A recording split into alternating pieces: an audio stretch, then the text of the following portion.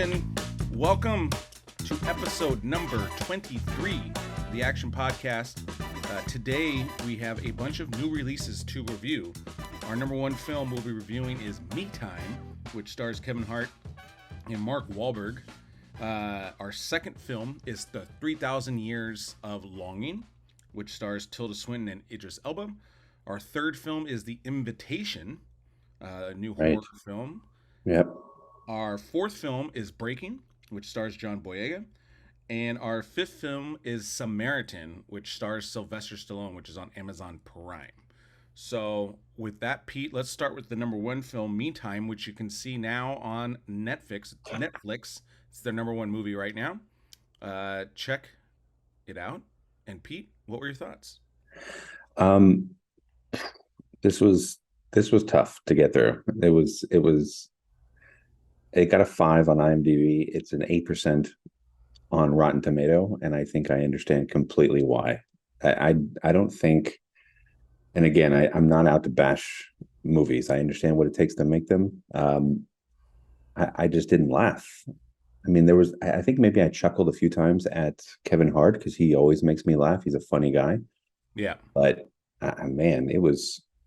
And the director, John Hamburg, I mean, Along Came Polly was great. Yeah. I Love You Man was good. Funny, had funny moments. I don't know. I didn't really find it funny. I think it was really billed as such. It was like, this is supposed to be like this great comedy. And yeah, I was definitely hoping it was going to be something along the lines of The Other Guys.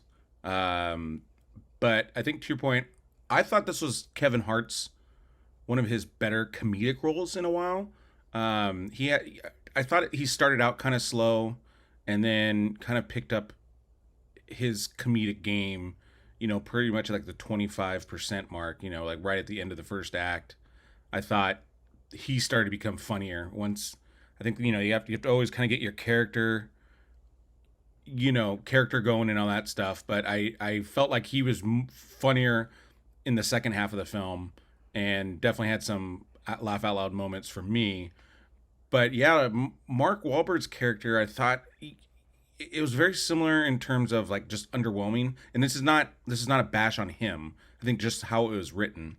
But I didn't find his character funny at all, unfortunately. And he's a funny guy. I'm a big Mark Wahlberg fan. sure. But I think he is, to me, the reason why. And again, I'm not saying Mark Wahlberg, but his character is why I think the film comes up short. Is because this is an opportunity for him to be that number two comedian guy. Obviously Kevin Hart. This is his film, right? Which he killed, like in The Other Guys. Like he was amazing in that movie. He was so funny. Yeah. Alongside Will Ferrell. I think, like I said this before, on a lot of movie reviews, I use a very common phrase, which is, this was a missed opportunity. And that's all. Yeah. If it was in the theaters, I would tell you to wait until it was on streaming. But since this is on streaming, you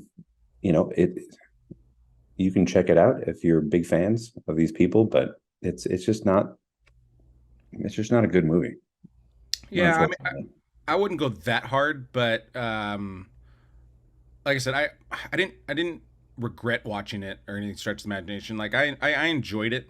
I watched it last night, and I got through it, and I enjoyed it. But like you're saying, I had higher expectations for it, so I don't want to be like lukewarm on it. I'll probably watch it It was again. a little sloppy. The writing was a little sloppy. Like the resolutions to a lot of things were just kind of thrown in. You know what I mean? Like the guy that is supposed to be going after Kevin Hart's wife, just all of a sudden he just shows up at his house and he's got another girl. So all of a sudden he's not worried about him anymore. And it's just like they tried to pack in a whole bunch and then they Convenient tried to writing. resolve it just as fast. And Yeah. just poorly written. Yeah. And I don't want to give away too much more on that aspect of it, but I agree. Some of the resolutions kind of just were very coincidental, or I'm sorry, convenient. So So yeah, I guess ultimately what we're saying, guys, is see this at your own discretion. But if you need something to watch on Netflix, I think go for it. I don't. If you're, I do think this is like I like this more than Night School. I would say on Kevin Hart's filmography.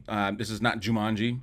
This is not. It's not Ride Along either. It's not even Ride Along or would be another one that he's done Well, recently. it's not even like the other guys No, with definitely Mark not the other Wahlberg. guys. Yeah. Um, no, not even. I put this around maybe. Actually, I thought he was funny in Spencer Confidential, so I liked him better in Spencer Confidential. Yeah, but yeah. So see it at your own discretion, people. I'm not Yeah, gonna. I'm definitely not gonna. You know, throw my credibility on this one just because, like you're right. saying, just maybe the second time it'll be better, but just wanted more. So You'll probably get some great popcorn out of it. So yeah. go crazy. So let's move to the second one, which is 3,000 Years of Longing. This is directed by George Miller of Mad Max Fury Road fame. So this was like his big project, and unfortunately, this movie did not do well in the box office. This was supposed to be kind of the number one film at the box office, and it came in seventh. Um, we're shooting this on a Monday night, but yeah, that one it kind of hurts on that. I thought the first half of this film, maybe even 75% of this film, was fantastic. Like, Mm. it's kind of a very cool visual story. I mean, at one point, I thought, wow, this could be in that Oscars conversation because it's got this great story of historical, historical accuracy with kind of fiction intertwined with it. You know what I mean? And I love like the premise of it with it's about stories and how they get affected this. But to be honest, I think this film is maybe deeper than a one viewing type of a film, Mm. and I think there's a lot of meaning in this film that I was not able to get immediately. Like I left the film and I didn't have necessary response because I'm just like I would say the conclusion of it doesn't necessarily it didn't necessarily sit well with me. I didn't hate it, but I wasn't like blown away.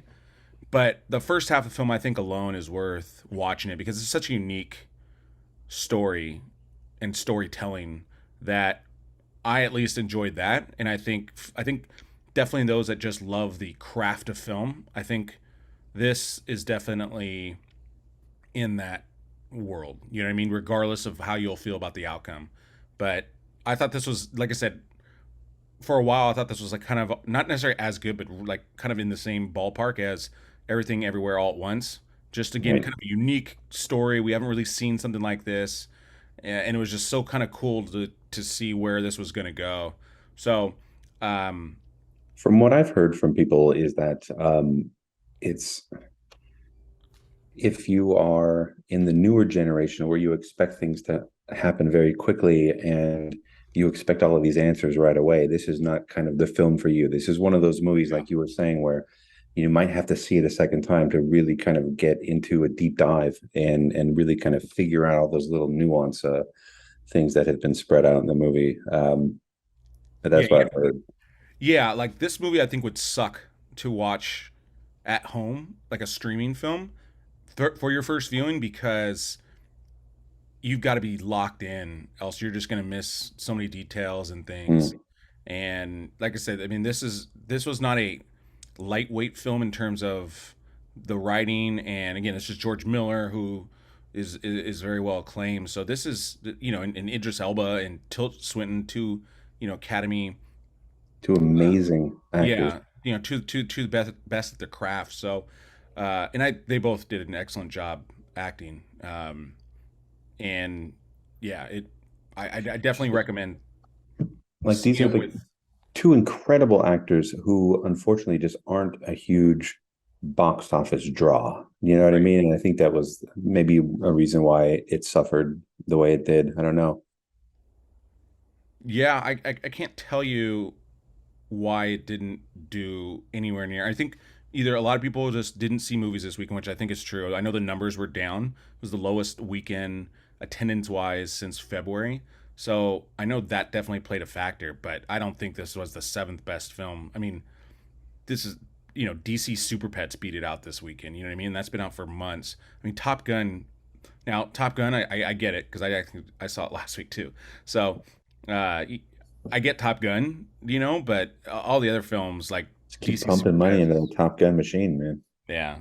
But yeah, this one I think should have done better. I think people should go see it, especially again if you're into just a different story and a journey, And it's not the movie wasn't too long either. Like sometimes these movies can just drag on. I thought the pace in the movie actually was pretty good.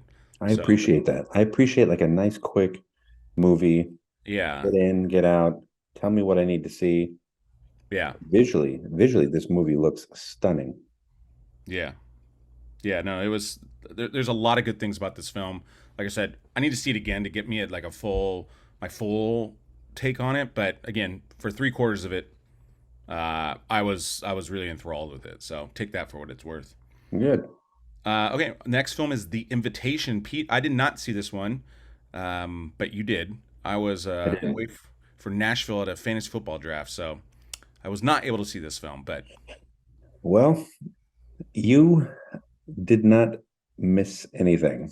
I think a fantasy draft is definitely a lot more interesting, a lot more fun. This movie stars Natalie Emmanuel, who is absolutely in beautiful. she's beautiful. She's in Furious 7. She's in Maze Runner: The Scorch Trials. She's in Game of Thrones. Game of Thrones. This is about a girl who randomly takes this DNA test. Um, Results come back that she's got this cousin in England who happens to be coming out to visit New York, invites her to this wedding, and she gets there. And once she's there, she meets the hot dude who owns the estate. And then it sort of turns into like the Vampire Diaries. You know what I mean? It turns into this very sort of WB sort of horror kind of thing. It wasn't scary. It wasn't, I mean, there were some cool scenes. I just feel like, the trailer really made um Emmanuel's character like she was going to be this badass, like she was going to be almost like a Kill Bill, Yeah, she was just going to be fighting off these vampires. But it's like the very end of the movie where this sort of happens. And spoiler, if you don't want to hear about it, just fast forward.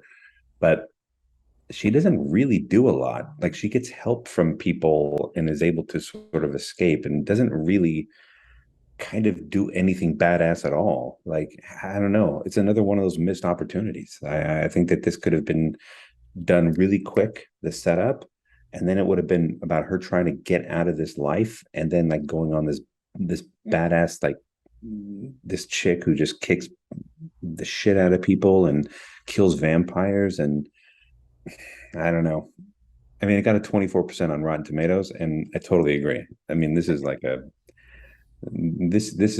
movie will do well with young people because there's like the two hot people who are sexy and they yeah, kiss and there's a romance, and then you throw in vampires and you're in like this English estate on the countryside, so it's beautiful scenery. But yeah, nice. this is a streaming movie at Yeah, best. yeah. All right. Well, our next film is Tough Breaking. week for me. I think it was tough week for everybody. So Breaking is the next film, and that's in theaters now. That stars John Boyega and Michael Kenneth Williams. It was his last role, I believe, if I read that correctly. And it's directed by Abby Damaris Corbin. She didn't have a lot of work before this, but this is basically about a Marine vet that kind of is going through some financial stuff, and then ultimately is trying to get his money from the VA, but holds up a bank hostage in order to kind of get his point across. So for me, the comp of this would be like a John Q meets. Um, it's very John Q-ish for sure. I don't think it's as well done as John Q, I really like John Q. John Q is good. Yeah, Mark me did not like John Q. Actually, almost rescinded our friendship because I recommended that to him. I enjoyed this film for the most part. I thought there were some parts where I thought kind of the pacing just it could have sped up. Like like okay, like let's go. Like because sometimes that just adds the tension. Like it just keep the film moving. And there's just some parts I thought where it just kind of dragged a little bit, and there wasn't anything really moving and like so this was based off a true story. So I always do appreciate films that are have more have a realistic premise to them, and so that part I liked, and I just wish it kind of moved a little faster because the truth is it is a pretty simple film, and I'm okay with that. This is to me it's a very kind of genre, you know, robbery film. This is not. I don't think this is an upper echelon film when it comes to that, but I'm okay with that because it's a true story. It's simple. And I thought for the most part it worked. I actually enjoyed the music. I thought the music was really well done in this film. Jonboyega was really good. I kept Mm. wondering because I remember I at first I don't know why I thought this, but I thought Tyrese starred in this film. But then I'm watching. I'm like, that's not Tyrese. I was like, it kind of looks like John Boyega, but I'm like, it doesn't look like John Boyega. You know what I mean? Like he did a really good job of kind of like transforming his body, and he's a British guy too, and completely nails American. And this guy's got kind of some quirks to him, but he did a really really good job in this. I And just think it's unfortunate that the topic has been done.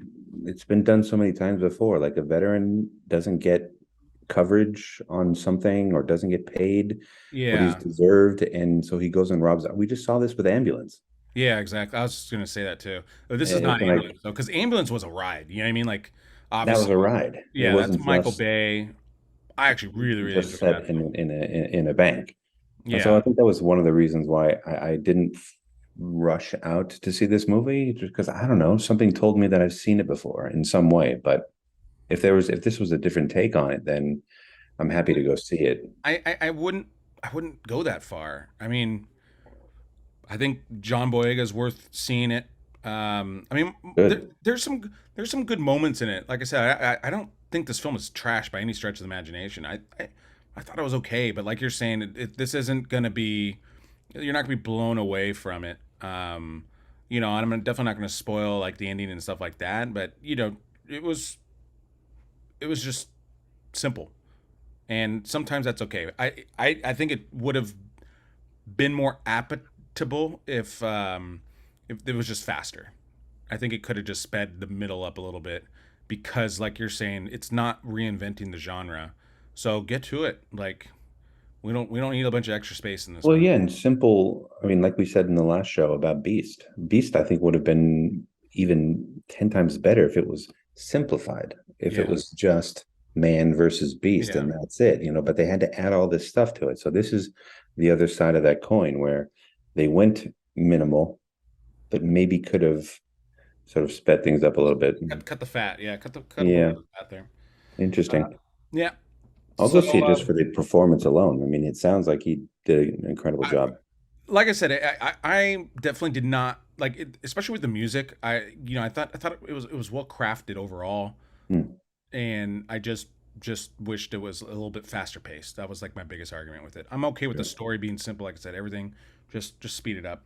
And then the last film is Samaritan, which is on Amazon Prime now, and this is a Sylvester Stallone vehicle. This is kind of one of those classic. Did you watch this one, Peter? No. No, I didn't get to see this Okay. one. Yeah, I mean, I It literally just just came out today, no? it came out Friday, but I mean, I just literally finished watching it right now. Really? Yeah. And this is kind of an old school kind of Sylvester Stallone action film. You know what I mean? This to me is a Demolition Man meets. I don't know. I don't. Like Unbreakable, right? Isn't it like a Yeah. superhero Yeah. origin story? Yeah. But this is not. This is not Unbreakable, and it's not even Demolition Man. Unfortunately, I don't. I don't think this movie was. I don't think movie for everybody. I think if you're not a Sylvester Stallone fan, I don't know how much you're gonna like this film. I think there is flaws in this. Kind of the same thing. I think the pacing of this one could have been increased. It is in a way it's kind of got a separate universe to it. Hmm. So that was kind of interesting, but at the same time, it's weird because you're catching all that. Like, there's so much backstory. The backstory is larger than this story itself, which is weird. You know what I mean? So it has this kind of weird vibe in that sense. And I'm not saying that's a bad thing. Just it's almost like the original film. It's like you missed the original film and now you're watching the sequel, but then the sequel is just smaller. So um, It's like the Rocky Four when he's in the car and he's thinking about Apollo dying, and they just show all those old clips from the first three Rocky movies, yeah, exactly. but Uh, then they just put it all into one movie. yeah. Make a movie out of that one scene. Side topic: I just watched the new cut that Sylvester Stallone did on it. Interesting. I really want to. I got it. So if you want to check that out, I'm curious. We'll be reviewing that with Jake and Peter Bush. So Mm. I want everyone to watch both versions though because it's interesting. So I'm curious on what everyone else's take on this new one is. Oh, I can't wait to see it. Yeah, I mean, we know that movie like the back of our hand. So if he did Yeah. anything different to it, we'll be able to tell right away. Oh yeah. There's definitely there's a lot of things different to it. Ooh, Yeah. But it's short too. It's only like 90 minutes, so it's interesting. But love anyways, that. so back to this one. I think if you're into Sylvester Stallone action films, I think it's worth seeing. Again, streaming, so it's not gonna, you know, the movie was actually pretty well done. Like it looked like a decent production. Um, my only issue would be a little too much CGI at the end. The green screen kind of becomes very apparent. Um, so sometimes you're doing a little too much if you have to go that much green screen. That's my own personal opinion. But yeah, this is a high C, low B Hmm. kind of grade. Like I said, I didn't regret watching it. It was fun, entertaining. There's a couple cool fight scenes and whatnot. Um, I think my bigger issue when it just comes to character, and I don't want to spoil anything, is sometimes when you're dealing with kind of superhero-ish type things, they need to make a clear weakness on some of these guys. And it Hmm. can't just be like that was my biggest issue with like the Hulk, right? Like the Hulk was just like, all right, so no one can beat him. Like he doesn't get pain, he doesn't do all that. So to me, it takes away some of like the actual battle because it's like, yeah, I don't know who's gonna beat this guy. Like that was my problem with like Superman, right? Like Yeah. kryptonite's the only way to knock him out, but if there's no like kryptonite introduced, then it's just like, all right, well, how are you gonna beat him? Because you Right. kind of need the kryptonite, But yeah, so take away more. So yeah, overall, I'd say not the best weekend of films. Yeah. Little. I think little, but I think that's why all these films came out when they did because this is the end of summer. We already mentioned last week, like the next big blockbuster is Black Adam with The Rock, and then Black Panther after that, Wakanda Forever. So I think maybe you're seeing why these films got released when they did. They're flawed. These are not perfect films, but I still think there's some entertainment there. Well, I mean, speaking of what's coming up next, I mean, like you said, there's not a lot of huge movies, but there's one that I'm kind of curious about that I've been seeing a lot of previews for, and that's Honk for Jesus. That comes out on September 2nd. Oh, I saw a preview for that. Yeah, that could be And interesting. it's Regina Hall is in it, and she's always funny. And And Sterling Brown. He played thank you. Yeah, Sterling Sterling K. Brown, Brown. Excuse me. he's so good. He played what's his name? He played the lawyer in the OJ series. Oh, yeah, Chris Darden. Chris Darden. Yeah, Christopher Darden. Well, yeah, and he was in Black Panther. I mean, Yeah, he's yeah. been in like every movie. Oh Like yeah, no, he's awesome. He's the awesome. dude's in everything. Yeah, he looks great in this movie. His role looks pretty good. So yeah, so if I had to put an order, guys, and I'm going to use Pete's opinion to put all these in. So I would go number one, 3,000 Years of Longing, with the caveat that you can handle a more complex film. That's the caveat. So if you cannot handle complex film, then I put number one, Me Time. Then I would go. So I go 3,000 Years of Longing, number two, Me Time. I would say number three, Breaking. Number four, Samaritan. Number five, Invitation. Hmm. and you might flop Breaking in Samaritan, I think, depending on what your appetite is. But like I said, if you want just a pure action film, Samaritan might be the one for you, right? Like one where you're just not thinking, Right. So Samaritan, I think, falls in that. Sometimes those like really hit, Yeah, for you. exactly. So that one could hit. So yeah. So Well, before we go, quick review for an older film that I just saw. okay. Um, it's a documentary called Amy. It's the documentary on the Amy Winehouse, and Oh yeah, yeah.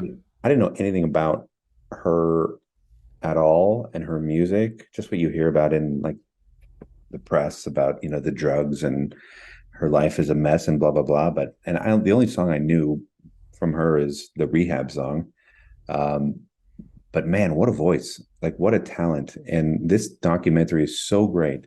You actually get to witness like the rise and fall of this poor girl, and you get to see like just how she suffered and just went through so much pain, but had so much talent. It was a sad watch, but it was so good. Yeah. I recommend it highly. If you don't have anything to watch and you love great documentaries, this is definitely up there as one of the best music documentaries that I've seen ever. Really good. All right. Brilliant. We'll make sure we check that out. All right, Pete. Well, that's going to wrap it for us. Our next our podcast that will come out later this week is Back to the Future. So stay tuned for that. And then, we'll get our next kind of list coming up. We'll be populating that soon. But thank you for everyone for listening and watching, and make sure you catch us on all your favorite podcast network, whether it be Apple Podcasts, Spotify, Google, iHeartRadio. And then, of course, if you're here on YouTube, make sure you like and subscribe. But with that, Pete, that's a cut. Thanks, guys.